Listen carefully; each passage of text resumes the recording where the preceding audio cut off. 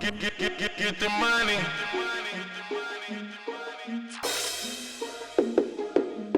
Get the money. Get the money.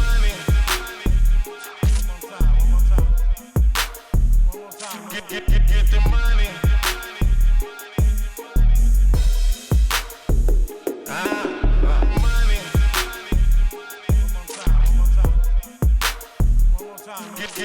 the money.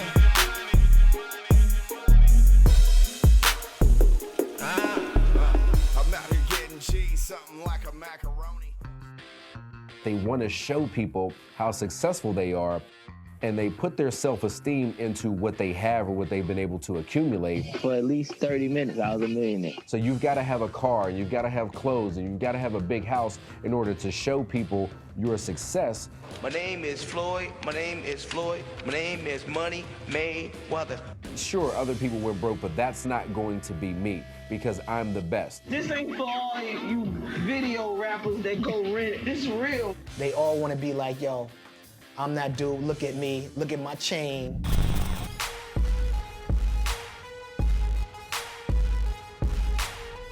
Who doesn't want to be the it guy in the club? Or anywhere.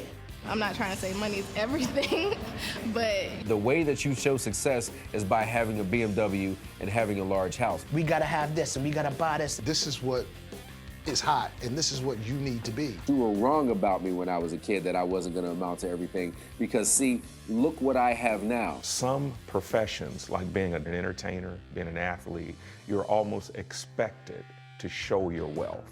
They think that it's gonna last forever and they'll always make that type of money.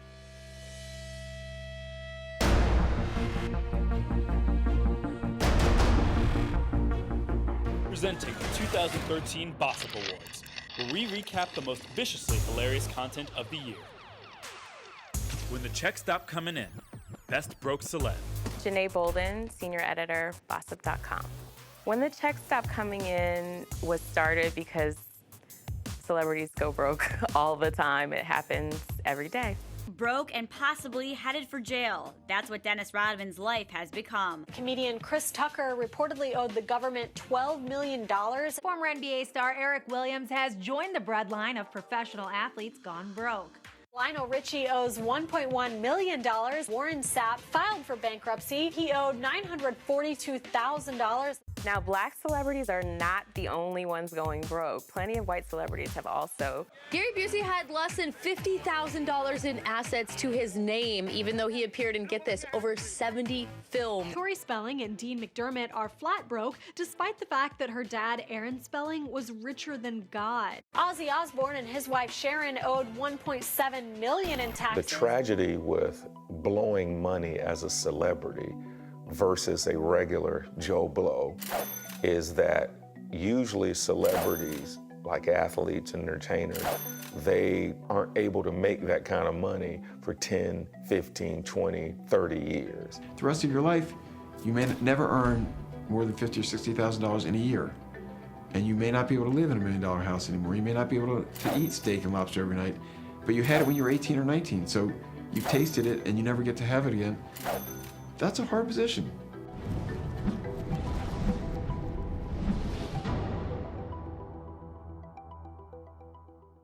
If you watch TV at all, if you consume any sort of media, it's all about buying things to make you look nice. If you buy these expensive things, it's going to make you feel better about yourself. This is Lifestyles of the Rich and Famous, television's unchallenged authority on wealth, prestige, and the good life.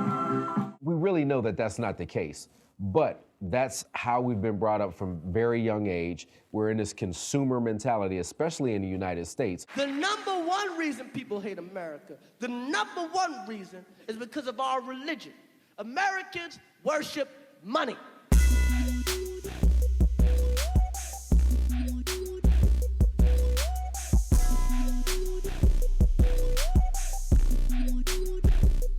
Hip-hop drives a lot from what you eat to what you drink. Ciroc, Grey Goose, Ace of Spades, Douce. You say the name, it's bought. African Americans spend a lot more, I would say, because we feel like it represents us. It's all about buying things to make you look nice. If you buy these expensive things, it's going to make you feel better about yourself. Having someone else's name on our back for millions of us validates us. There's so much disparity between what they once had and what they can now have now. It's just a rush to get those things that make you happy instantaneously. When you take a group of people that have been shut out, that have been kept down economically for hundreds of years, sometimes it will tend to feed their appetite to overindulge.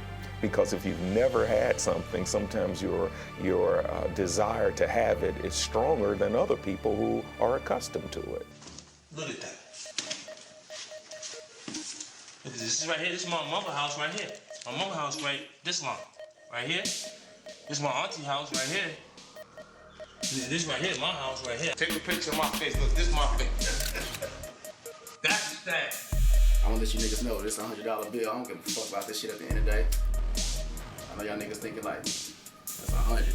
Check that out, nigga. We don't give a fuck. I don't give a fuck. 8 kilos all together. Yeah, that nigga. Bet you can't find a nigga who did it like this, bitch. I bet you can't find a nigga did it this big, nigga. Motherfuckers, they snuck. They had to sneak in my pocket. They had to sneak in my pocket. They had to sneak in my pocket. They had to.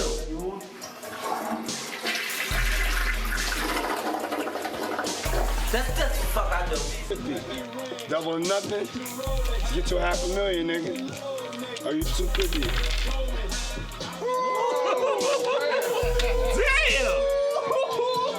I'm the only nigga that y'all niggas know, cause y'all know me, that you can win $1 million with in less than 3 minutes. Congratulations, my brother. Thank you, my brother.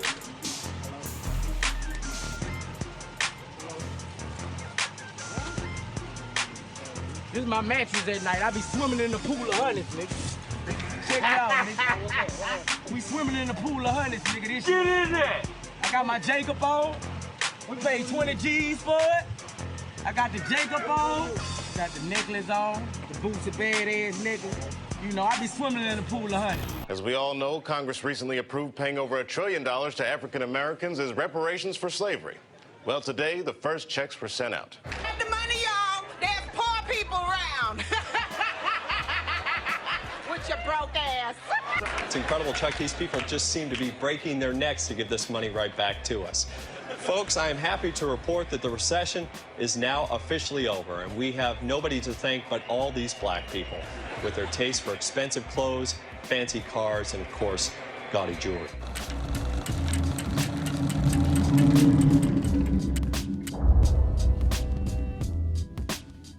I think no one has probably said it better than Kanye West. He asked him about his Maybach. He said he probably had the same, except mine tinted and his probably rented. He said, you know, white people, they get money, don't spend it. He says he'd rather buy 80 gold chains than go ignorant. And it's just a great example of exactly what is wrong with our culture. We have a culture that worships luxury, worships excess. You buy something brand new and it might have cost you $100,000 or more. You might have got it customized and you drive it off the lot and its value just immediately depreciates. Rappers, pay attention. Mark Zuckerberg is worth $15 billion and he drives an Acura. Some of y'all may know Salma Hayek's husband, Henry Francois Pinal. His family owns the LVMH, which is Louis Vuitton, Moet, Hennessy, Gucci. He can afford to drive whatever he wants. He's, balling out of control, $15 billion. He drives a Lexus SUV. This is really just a great example of how people who have a tremendous amount of wealth are able to hold on to their wealth. Because of where African Americans came from with the civil rights movement and certain things, slavery, things that we've been through before, because we were put down so much, I feel like nowadays that we're trying to escalate from that. Black people were brought up as poor. So now when we get a little bit of money we think we have to go out and buy the best thing to upstage them. We're trying to beat the stereotype, but at the same way we're not doing it in the right way. Yeah. Slavery was a very prominent institution in America. It helped build America. It was not only morally wrong, it was economically wrong. Well, what is that slave mentality? Well, working for somebody else, not being able to dream, or thinking that another culture's ice is colder than our ice. I think slavery, unfortunately, still does affect a lot of African Americans when they're coming up and they're trying to find their own path to success. Our history in slavery is probably one of the biggest reasons why we spend the type of money that we spend. It's a mentality thing when it's with this whole slavery thing. It's a mentality thing where you think you always gotta have this and you always gotta have that.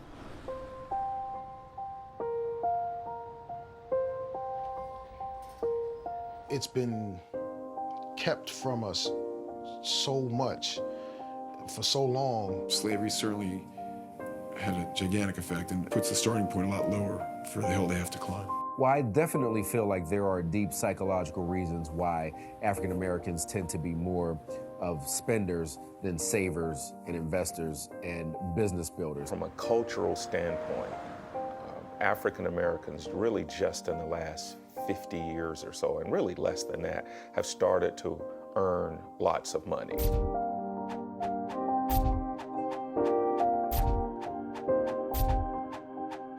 So the bottom line is slavery cannot and should not be used as an excuse. People still talking about stuff that happened 400 years ago. When are you gonna change that?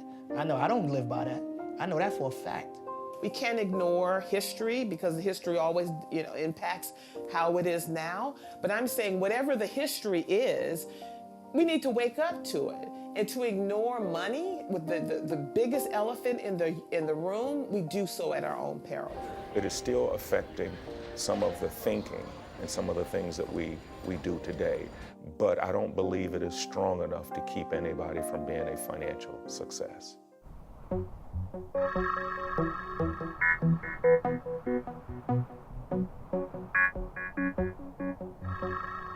So the reason why I think artists go broke is because their managers and people working for them take their money, or like they spend it on pointless things or for their entourage. I am not suggesting that you forget where you came from and that you don't hang around your friends, but I would much rather you figure out a way to employ those people and enhance their situation so that they can help themselves achieve the level of success that they want to, rather than just living off what you have been able to create, because that situation is unsustainable. As MC Hammer. Hammer time. You can't touch that. Now MC Hammer is bankrupt, his career faltering, his fortune squandered on a huge entourage, 17 cars, 21 racehorses, and a $10 million dream house. A singer might have a one-hit wonder and really never have another song again that's as popular. Does a label provide financial advice? No, never, ever. They just always tell, we got your back. Just keep making them hits, like Toni Braxton. I knew I was due to get this great, wonderful royalty statement because I knew what I'd sold, but it was less than $2,000. Nobody can believe that you're gonna be broke. Is that true? It's true. That you're gonna be B-R-O-K-E broke? Broke. Like broke? Like no money. No money. Yeah. Like net worth what? Negative. Negative? Negative, yeah. How can you make $20 million, but then your check is only $2,000? Is that a percent? Maybe a percent of that? That's ridiculous. I thought I was on top of everything because I like to think I'm a smart person. So I'm on stage singing and everyone, the good old guys, you know how it is, pat the girl on the shoulder. Oh, it's okay, everything's fine. They go, okay, no problem. How much you need? Okay. Yeah, sure, take that. They make it always look like it's a gift to you. Nah.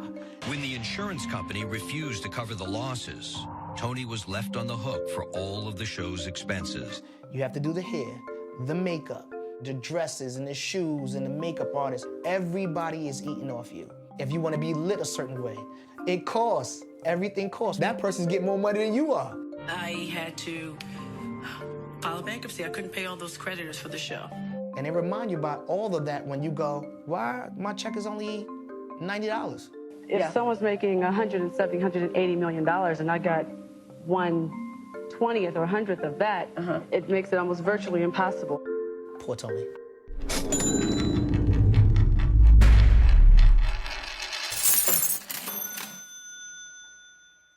I bought my mom a truck. I bought me a truck, and then I bought my mom a house. Then I bought me a house. I moved my mom. I got her a car. I got her an Audi, and I got myself a Porsche. I think I got like an Escalade or something. Yeah. I actually got my mom a car. Got a Range Rover.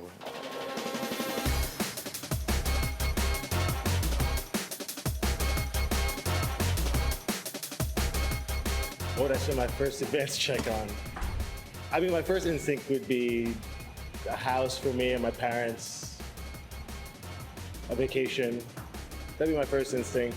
I'd probably find the most expensive car that looks great to me, get it in my favorite color, red, and then have blue interior with a red steering wheel. I would get 2 cars because I want one to drive during the day, like casual, so I would get a Jeep Wrangler. And then for like a nighttime car, I would get a Mercedes. I would first buy my favorite car. It's like a Lamborghini. I would get it all. Lee Jenkins, pastor, financial advisor, author, speaker. At the end of my college career, I got injured. I was still drafted by the New York Giants and spent 1 year with them. But unfortunately, my career ended. So I tasted the dream, but I didn't really experience it. Fortunately, I had graduated from college. I knew I had some business acumen and I had a lot of good relationships. I got into the investment business, which is really what I wanted to do after I got out of football, was to become a stockbroker, a financial advisor. And that's exactly what I did. You took all the money away from all the millionaires and gave it to all the people who were poor. An amazing thing would happen in about 5 years. Most of those millionaires would have their money back. And most of those people who were poor would be back broke, busted, and disgusted again. Generationally speaking, in the Black culture, we didn't learn about money. We didn't learn about investing. We didn't learn about Wall Street. It was more about financial survival, more so than financial planning. I think they just spend it on, they just spend it not even thinking, and they just want anything they want, so they just get the credit card, swipe it, get anything they want. It kind of catches them by surprise to hit it big, and then they want to give everything back. But then after they do that, they don't really know what to do, and the managers take advantage of them. They also want to get everything that they've always dreamed of getting, and then they don't know where their money went afterwards, and they try to get it back, but can't. Athletes? I don't hang out with athletes. I used to. I stopped. Let me tell you why I stopped. Athletes don't respect money. I'll tell you why. Dwayne tried to fuck my life up. He did. Dwayne tried to make me buy a boat. I don't even have a fucking house. I said, hey, man. I said, I don't think this is a good investment. He said, stop being a bitch. You got it. Ball out.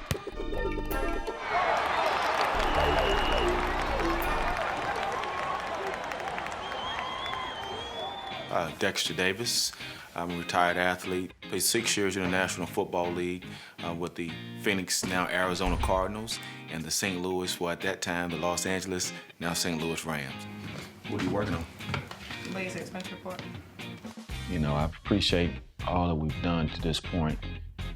We just got to keep doing what God's called us to do and keep it moving, right? I'm just grateful for what we have. I mean, I always say that with what we had before. I mean, 3 bedrooms, 1 bath, no heat. Red pickup truck, 1974. Red pickup truck. That started on its own. It started on its own. Most people don't even realize that's where we were. They think we've just been here. So when they ask us, they say, listen, man, we show see what you guys are. I said, listen, do you really want to know? You really want to do what it took to get here? No, let me tell you the story. When I came into the league, I had Tank Black as an agent. My agent said the first time he came, hey, I'm a deacon. I'm gonna take care of your son. He could get anybody he wanted, and so I was honored, quite frankly, to have somebody like him want to represent me. I represented a whole bunch of high-profile clients, including Barry Sanders and Fred Taylor, Shannon Sharp, Sterling Sharp, Carl Banks, Andre Rison, Javon Curse, Ray Caruth. The list goes on and on. And I really did trust him before the issues and the concerns all came about. The jury in Gainesville, Florida has found sports agent William Tank Black guilty. Black's accused of stealing up to $14 million from football players he represented. My checks went straight from the organization to him, and he sent me an allowance. And that was cool because, hey, he didn't know any other way to do it, right? I went to jail, I sure did, and I admit that, and I should have been punished because I was guilty. I was guilty of those things. I wasn't the only one. Everybody in that particular agency, that's how we did business. When I got injured, my career ended. You know, you thought you had your Lloyd's of London insurance policy. You thought you had all these things lined up that were not lined up. So you really had to start all over again. I lost a lot of money. At least the middle part of 6 figures. So we sold everything. My wife and I, we had 3 kids. We moved to Baltimore, Maryland. Got on food stamps. I was blessed and highly favored with a coach who was a friend who let me go to school full-time, coach full-time.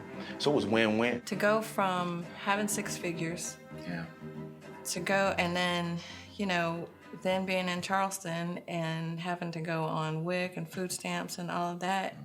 And I mean, I just count it as a blessing to say, okay, well, we went from 6 figures to no money and then able to appreciate as we got more money. That was the best time of our life because at that time, it was just us. We had nobody to lean on. Nobody wanted to hear from Dex because Dex didn't have but one Marv car. So we don't want to talk to Dex anymore. It's still hard to go to see some of those people that turned their backs when we had nothing. Right. You know, but those same people were there like, hey, you know, can you help me out with this bill? I can't pay the light bill, or I can't, you know, but then their hair looked better than mine. Wow. I'll never not count my blessings anymore. My wife and I, we bonded like never before, and our kids just, and so it's helped us from where we are now, because we were good stewards over a little bit, went through the whole stuff with the National Football League as it relates to my injury, and here we are now.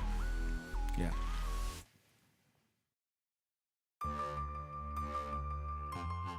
My name is Randy Kessler. I've been an attorney for, well, since 1988, 26 years. Been practicing family law for most of that time. We've been on one side or the other of a lot of high-profile cases. We've been on the other side of cases against Terrell Owens. Terrell Owens finds himself now out of work, can't get a job, and now finds himself in financial crisis, in personal turmoil. Football season is on a standstill, so I have no income at this point, none.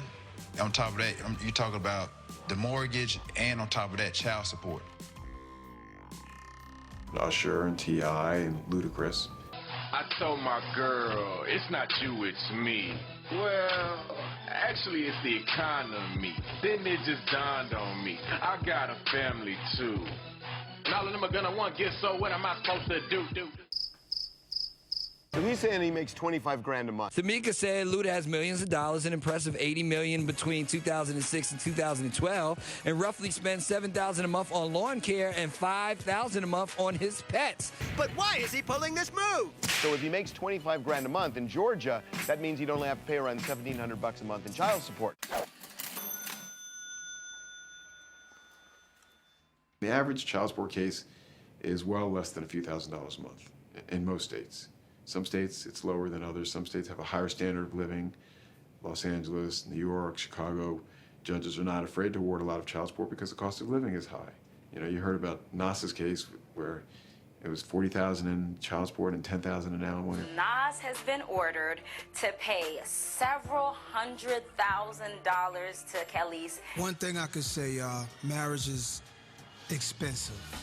That shit is crazy to me, man. That shit is ridiculous, man. And any chick that's doing that shit, man, you dead fucking wrong, man. Foul. Can't put a price on what I do. Yes, you can, motherfucker. Yes, you can. It's very hard for a person to come in and say, Judge, I need $10,000 a month.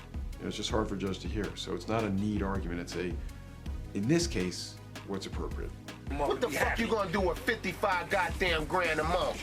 Not even born yet. The baby's only like 3 days old. What the fuck is that shit, man? And there's that tension between what people can afford and what children need. Should the child of a person who makes $1 million a month get the same child support as a child of a person who makes $100,000 a month? College and only $5 grand a month. Shorty be straight. Nah, I don't know one kid. I don't know one kid in America that would not take $5,000 a month. I'd like to have custody of the kids. I'd like to have possession of the house. I'd like alimony, child support. You cannot oppose a divorce. If somebody wants a divorce, they're gonna get it based on no-fault grounds. Famous people, athletes in particular, I mean, there's a stigma. They're known for having children out of wedlock. Karis, who was 3. My junior, which is 3. My daughter, who just turned 3. I have another son named Tyler. You don't have to be a rocket scientist to figure it out. You know, someone's a superstar, they're 17, 18 years old. If they're a man and they've got, you know, women every night coming to them saying, you know, I'm yours, I want to be with you. Daughter that was born October 16th, named London. Another daughter that was born named Leilani. My newborn with my wife, her name is Jersey. And now he's got 8 kids outside of his house. So he's got to pay some sort of child support for each one of those 8 kids. I'm assuming somewhere around 75 grand a year. And he's going to be broke in 5 years. Of course he's going to be broke. You a baller and you want to hit this one and beat that one and smash that one. Psh, that's on you. That Evander Holyfield, you know, we were involved with his situation. He's a nice man. How did he make over $200 million and not have anything left? I do love my kids, and I do want them to get a better education than I have, and I do all that I can to support it. When we originally filed, he wasn't paying child support. Now, by the time we got here, he was paying child support. He got health insurance back in track. But now what we got today is we got private school, which is vitally important to our client. You know how much one kid costs? I got 3, so I know. But I don't have 3 different women. Iverson is an 11-time All-Star who reportedly made over $150 million during his NBA career. Former NBA MVP was ordered by a judge to pay his ex-wife, Tawana, $8,000 a month in child support. Going to court is the worst situation for anybody. Once you get on the witness stand and say something bad about your spouse, they will never forget it, and vice versa. One of the greatest talents to ever play in the NBA is accused of kidnapping his children. Nobody really feels bad for them because the exchange is they get paid a lot of money and they get to do a lot with their fame or their notorieties. My nigga AI, the NBA's biggest fucking idiot, because he's a fucking party-go-happy nigga. I don't think anybody should feel sorry for him either. I mean, he did what he wanted to do. He was gambling and tricking, and he was flossing down in Philly. I mean, the NBA Players Union offers help on how to manage money. I don't feel sorry for him. I feel sorry for his kids. I mean, their college fund. What college fund? You're saying, Tony, how do you know he hasn't put money away for his kids? What are we to expect if they have absolutely zero experience managing money, and they also have zero experience in trying to evaluate who's a trustworthy and knowledgeable person that they can work with to help them manage through these issues? Well, Mike Tyson told me personally that he gave it all away over time, unconsciously gave it away. You had $400 million that you earned. How did you lose it? Well, listen, I had bad business associates. I had people take advantage. Don King, who's this is just a wretched, slimy, reptilian motherfucker. I don't even want to... No. Get off me. Get off my hand. You got a lot of people coming in. I ain't doing you scumbag. You. Hey, Don, why'd you rob Mike Tyson and Muhammad Ali? I loved them, and I thought it was just so nice that they would give me an opportunity for me to make them rich so that I could rob them, because they were poor when they came to me, and there wasn't nothing to rob. It left his control because he never believed that he deserved it. What are your goals? My goals wasn't to have a lot of money. It just came with the territory. And you weren't prepared for it? No, I was just a little kid at the time. I think the sad truth is we live in a world where not everyone is honest. I think we all have to kind of have our guards up and be careful about who we trust. You know, the agents did a grease their palm, and the music business did a grease their palm. So we get ours, you get nothing. Everybody knows that industry rule number 4080 is record company people are shady. Welcome to Pepitone and the start of your careers. Right now, you'll get a weekly stipend of $25, enough to cover food and expenses. That's it? This is how it works, girls. If you don't like it, you don't have to sign. I could find 3 other girls who would do this in a second. $25? Give me a break. We are the biggest selling female group ever. 10 million albums worldwide, and we are broke as broke can be. When you enter the music business, you just have to be well-armed with legal representation who's going to look out for your best financial interests. Trust me, you can sell 10 million albums and be broke if you have greedy people behind you. Did you steal millions of dollars Hell from them? no. Okay. Do I think that Pebbles could have possibly taken advantage of these young ladies who are totally naive about the inner workings of the music industry? Definitely. What I learned in all that, and what I advise others, is that you got to make sure, you know, you sign your own checks, and you just have to engage in when you hire people to invest your money and dealing with that kind of stuff all the time, you have to show them that you want to know about your business. And when you do that, people, I think twice before trying to mess you over. A celebrity should never sign over power of attorney. Going back to the Vince Young story. He signed a 5-year contract with the Tennessee Titans worth $58 million. Coming out of college, Young hired his uncle, Keith Young, as his business manager, and longtime family friend Major Adams as his agent. Oftentimes they'll surround themselves with friends and family who simply lack the qualifications to give them the financial, legal, and accounting advice they need. I understand it. You know, if I grew up poor in a poor neighborhood and there was a smart kid in my class that, you know, was always the one getting A's and raising his hand in class, and he's the one who became the neighborhood accountant for all of our friends, then I made it big, I want him because he knew me when. Well, he trusts me. He feels that I'm competent to do the job, so he picked me. They think, well, I can trust a family member or a friend. They won't steal money from me. As his world on the field bottomed out, he learned his finances were in trouble too. He said that he had signed a power of attorney, but didn't know what he was signing. First of all, why you would sign a document without looking at it, reading and understanding what power that gives someone else, I have no idea. By signing this document, you owe every nickel you will ever earn. Young has filed suit against Adams and others, alleging their actions were aimed at defrauding Young of approximately $5.5 million. There could have been anything in those documents, and you're going to sign your complete, control over your finances to someone else. It doesn't make that much sense. How do you know who to trust? Everybody wants a piece of you. Here's why I don't mess with athletes. Next morning, I wake up. My boy that I was with, he called me. He said, Kev, yo, last night was crazy, wasn't it? I said, man, I had a ball. He said, well, guess what? We're going to do the same shit again tonight. I said, I'm not going to do it. I can't do it 2 nights in a row. The major pro sports leagues do have rookie symposiums where they bring the rookies in and they start to tell them these stories about other people that have gone before them who have ended up in bad situations. And I've been lucky enough to be involved to some degree with some of the professional sports organizations. The National Football League Players Association, I think, does an excellent job trying to provide resources for their players. The majority of the folks and the players that I played with were like me. We had no clue what the financial services that could be provided, the value that was. The league definitely did not prepare players back in the early 80s, but over the last 10 years, they have started to do seminars and symposiums for all of the rookies that come into the NFL. All you need is one of everything. One. Starts this way. National Football League, what you gonna do? When you get your check, go get a car, one car. You get one. Wanna get a house?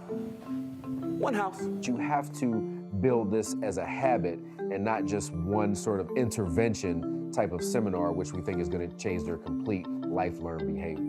One piece of jewelry, not the Mr. T starter set. Don't need all that. We can have symposiums and they last 3 days and we go home and everything is over your head. You get some paperwork and they say, go do this. And most of them won't do that. Don't need it. You don't need it. Now, we laugh, but you know, I promise you, you're gonna come to the training game, there's gonna be one, you're gonna have it all flying around here. Yeah, blinging, yeah, okay. One, just one. So I think they're doing a good job, but, it all comes down to the individual. I hope they learn, and every time I feel like I've seen everything and this isn't gonna happen anymore, somebody else does something else that I just can't even believe still happens.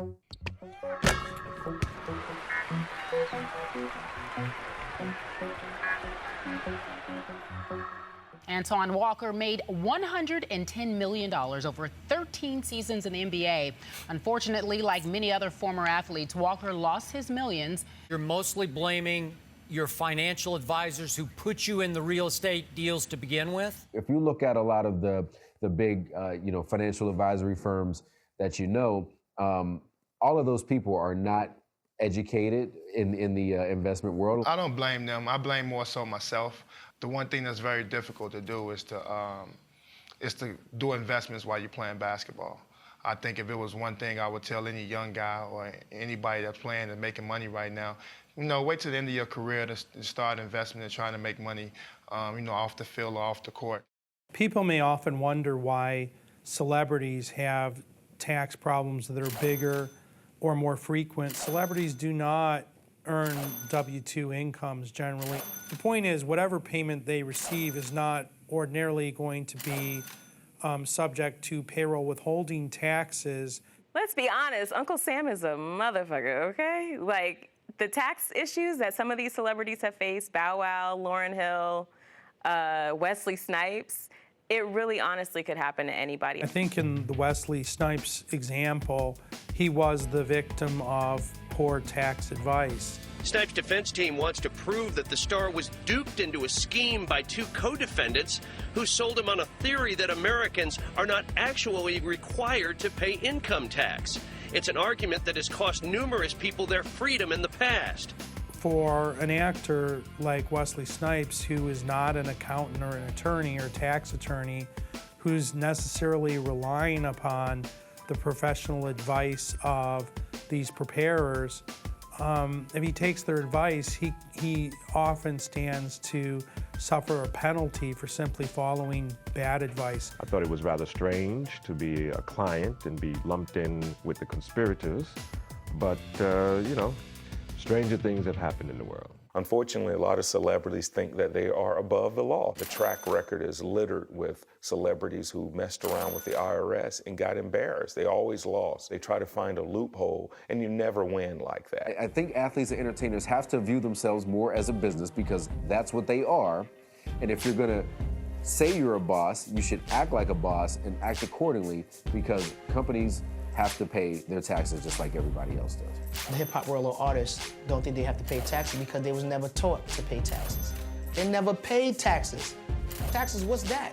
The closest thing to taxes in their body is taxi. Taxi. The home once owned by rap artist Young Buck is up for sale. The house, valued at $350,000, was raided by the IRS as payment for $300,000 in back taxes. Many of the items seized, including Buck's 615 chain, expensive watches, recording equipment, artwork, and a Titan soda machine, will hit the auction block. I would just recommend that people don't play around with that. You don't play around with God and you don't play around with the IRS. It really just tears me up that it's literally when there's no more money there, that's when they finally get it. And oftentimes, that's too late. You ever go to a teller and try to take out $8.50? Oh, it's disgusting. People doing real transactions in front of you. You get up to the fucking front, you fill out your form, $8.50. The fucking teller looks at it, she look at you, she looks at the shit. She don't even take the money out the drawer, she take it out of her pocket. Here, get the fuck out of here.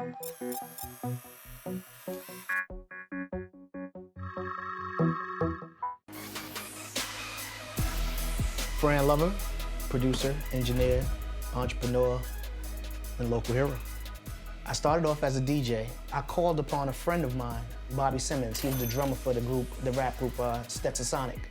I got with Bobby and I said, listen, I got these beats. He said, let's take it to Daddy-O. And they had connections to everybody, as far as Puffy, Hiram Hicks, anybody that's making noise, like you name it.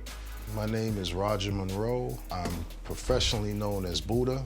I'm a producer, engineer, and instructor. I had a friend who hung out with a rapper by the name of Special Ed. He introduced me to a guy by the name of Shamello. Mello and another part of mine, Epitome, had some equipment in our apartment. That night we did Busta Rhymes, Put Your Hands Where My Eyes Can See. And that record bridged me into the business. We here at the Brand Factory, we take care of all artists' needs, period. We give you all the experience that we have, that we gained all through the years, and we kind of share that with the artists. if I can make a mistake that you don't have to make, and you sit there and you understand that, and you take that knowledge and you turn it into something different, you're smart. If you sit there and you bump your head on the same thing that I bump my head on, you're stupid. I just put my foot down. I said, I want the biggest, most expensive boat. And so I got the biggest, most expensive boat, and it was like 1.2 million a day. Every second that I was on that boat, I was in pain. How many days were you on this 1.2 million a day boat? This was like 2 weeks, baby. And can I tell you this? I'm only joking about the boat. I'm not joking about the boat. Yeah. I'm just so ashamed. I can't believe I did that, man. This is turning into an intervention.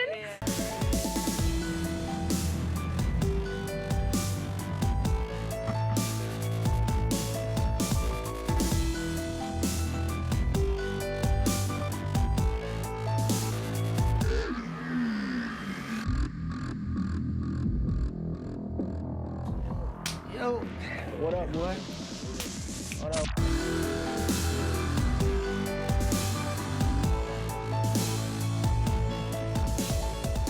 My concern is financial.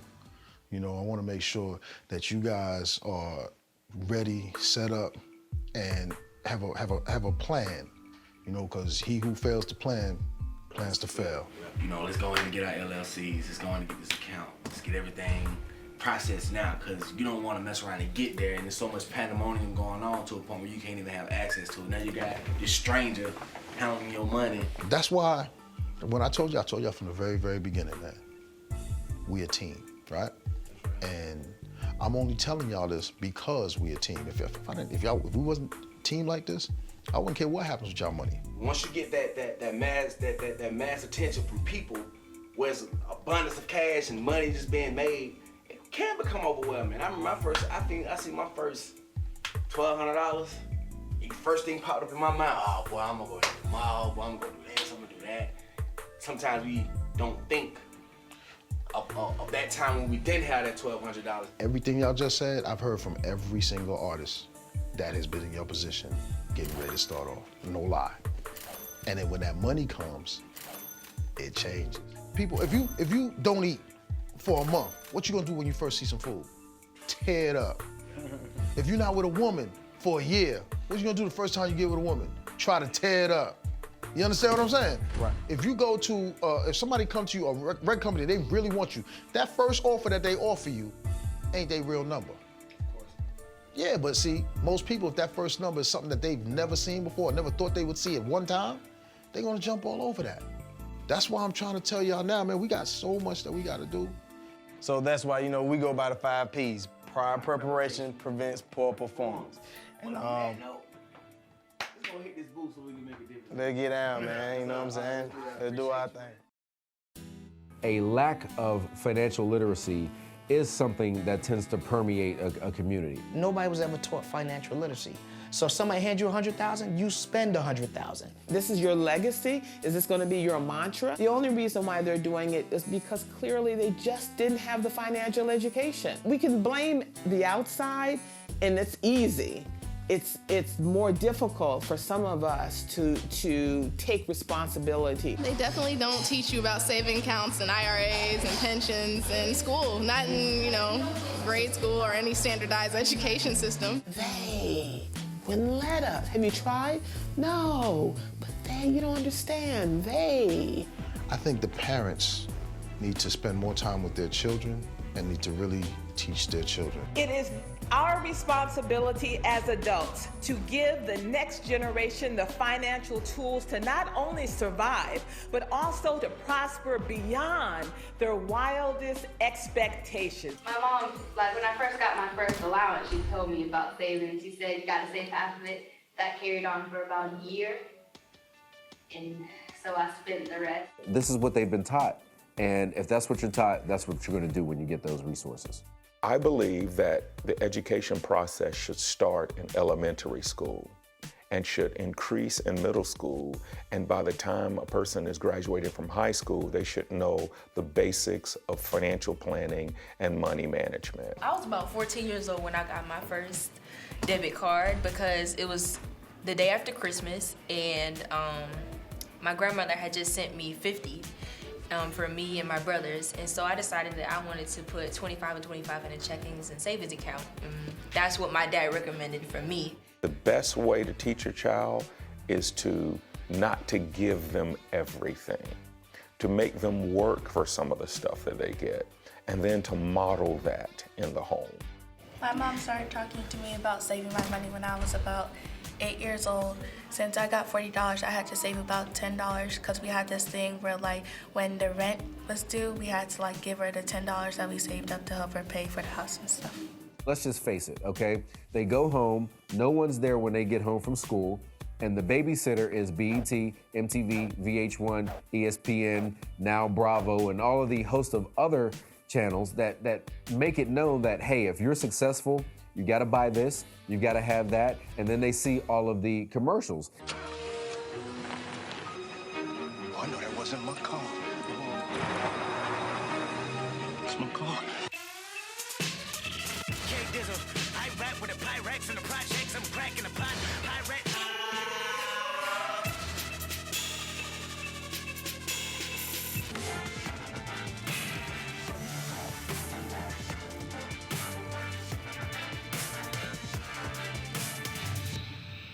Your understanding of how the world shifts and uses one of its greatest resources. That requires ongoing education. Instead of spending the lazy days of summer playing outdoors, these kids are in a classroom learning about compound interest. Yes, you heard that right. Compound interest is money you earn and money you didn't contribute. We are focusing on disciplined saving and really how to teach children to use money as opposed to money using them. You got to educate yourself on finances. And it's hard, yeah, of course, but you just got to take the proper channels to do those things. What about investing in all of those labels, all those names you have on your body? If you put $5 million in a bank account and it earned 8%, it would pay you $400,000 in interest without touching the $5 million of principal. Meaning you would just keep earning that interest year after year after year. Find out where your money is going instead of wondering where it went. You should be thinking about paying yourself first, putting some money away that's gonna take care of you and your family whenever the game or whenever the lights on the stage go out. I do believe African American entertainers and business owners and all of us will get to the point to where generational wealth is more common, like the Rockefellers and the Bill Gateses and the Warren Buffetts. Right now, we're a long way from that. There are a couple of things that we have to deal with that other cultures don't deal with. I mean, of course, the whole issue of slavery and discrimination that took place for so many years. We're just now in the last 40, 50 years coming out of that and being able to have the same opportunities that other people have. I hope that everyone of these guys and girls sits down and watches what Magic Johnson is doing, because he has created an entire business persona of himself totally apart from what he did from basketball, in hotels, in owning other sports teams, in Starbucks franchises, movies, all of these sorts of business ventures. I hope that they use that as a blueprint. His business dealings are worth about $700 million. No exaggeration. How did you make the transition from basketball player to businessman? Well, first of all, when I had to reinvent myself, then also say to myself, I don't know business, so let me sit down with 20 or so people, let them mentor me, take me through the process of what made them successful. And so once I did that, I said, okay, now I'm ready to try to go out and conquer this business world. Unfortunately, within the Black culture, the athletes, the entertainers are profiled more than the wealth builders in the business world. Mr. Bridgman, he used to play ball. I just played for, the Bucks and played in the NBA for, quite a few seasons. This guy owns a lot of franchise-based restaurants. And when I say big dollars, according to Forbes, has a net worth over $200 million. I mean, so when you're talking big dollars, this is it. And this guy gives back a lot, too. If people would focus more on what they're able to contribute to society and make themselves notable because of that, instead of what they're wearing or what they have, then I think you would see a large number of those dollars go more towards community initiatives, go more towards business creation and job creation. How long are you going to be broke? How long are you going to be low income? how long are you not going to harness your own financial, your finances? I believe we're still a couple of generations away from wealth building to be ingrained in our culture instead of spending and conspicuous consumption. So something that is not going to appreciate in value is not helping you in any way. Just think about that. Think about what you spend your money on. Think wisely.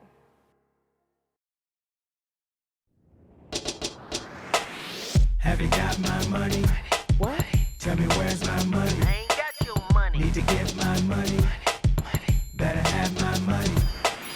Have you got my money? Tell me where's my money? Need to get my money. Better have my money. What you talking about? You ain't got it yet. Better get it fast, homie, you can bet. I'ma show you something you ain't never seen. Have my cheddar, I'ma melt you like some cheese. What you talking about? Better get it fast, I'ma show you something. Have my cheddar. Have you got my money? What? Tell me where's my money? I ain't got your money. Need to get my money. Better have my money. Have you got my money? Tell me where's my money?